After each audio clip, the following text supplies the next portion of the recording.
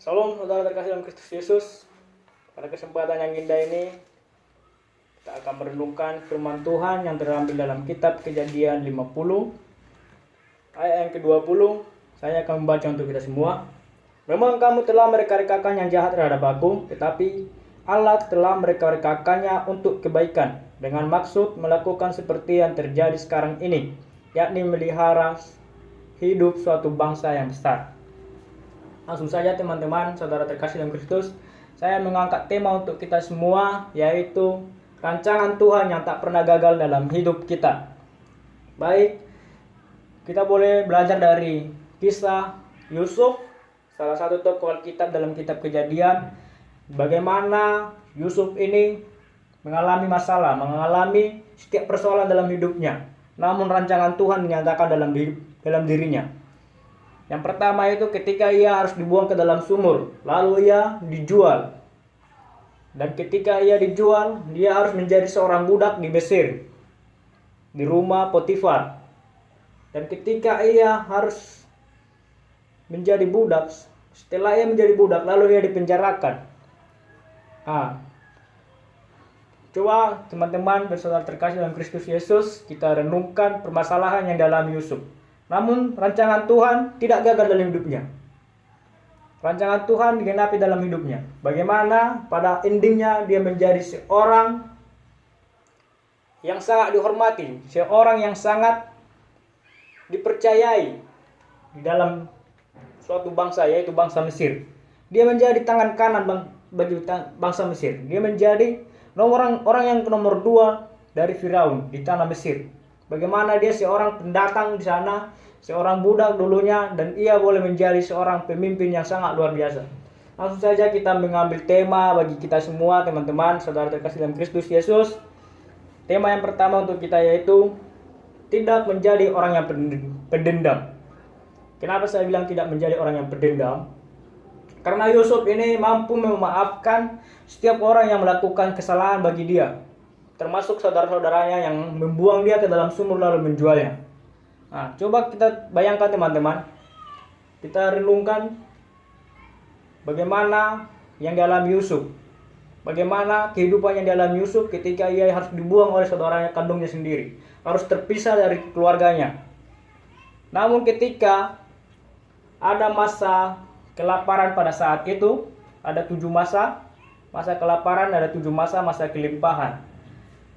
Bagaimana orang saudara-saudaranya Yusuf ini harus datang ke Mesir untuk mencari bahan makanan untuk kebutuhan sehari-hari mereka, untuk kebutuhan hidup mereka, karena bahan makanan di daerah mereka sudah habis.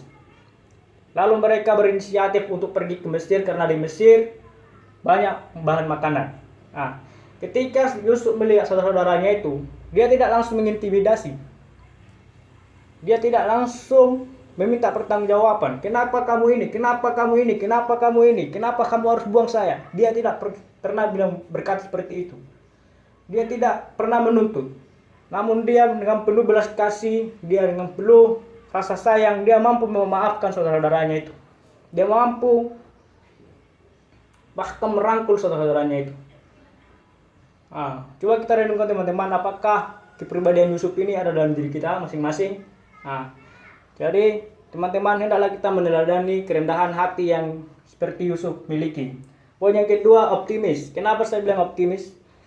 Di rumah Potifar dia menjadi orang kepercayaan juga, menjadi orang yang dipercayakan untuk menjaga semua ternak, menjaga semua budak-budak yang lain, menjaga semua isi rumah.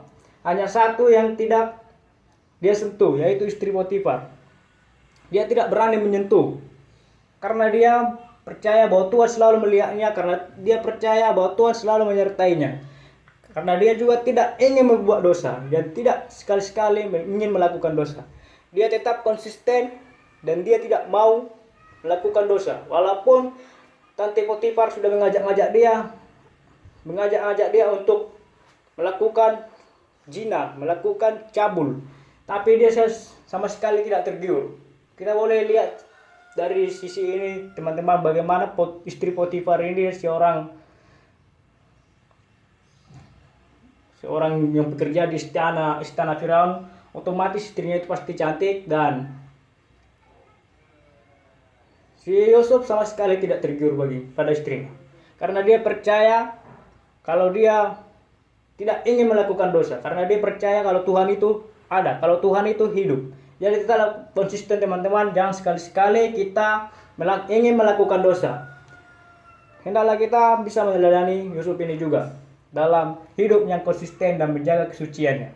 Oke, poin yang ketiga untuk kita semua, menjadi berkat. Agar rancangan Tuhan tidak gagal pada kita semua, kita harus menjadi berkat bagi banyak orang. Bagaimana Yusuf ini memiliki hikmat yang luar biasa. Dia mampu menafsirkan mimpi Firaun. Mimpi Firaun yang mengatakan di situ ada 7 masa kelaparan, ada 7 masa kelimpahan. Di 7 masa kelimpahan itu ia menyimpan banyak bahan makanan, banyak menyimpan hasil panen, menyimpan semua bahan makanan, sehingga ketika masa kelaparan datang, mereka tetap bisa bertahan hidup, bahkan memberkati bangsa-bangsa di sekelilingnya. Karena di bangsa-bangsa sekelilingnya sudah habis bahan pokok makanan, namun di bangsa Mesir masih ada, sehingga dia menjadi berkat bagi semua bangsa pada saat itu, pada 7 masa itu, sehingga keturunan-keturunan bisa berlanjut dan tidak punah, dan siklus kehidupan tetap berjalan, dan dia mampu menjadi berkat.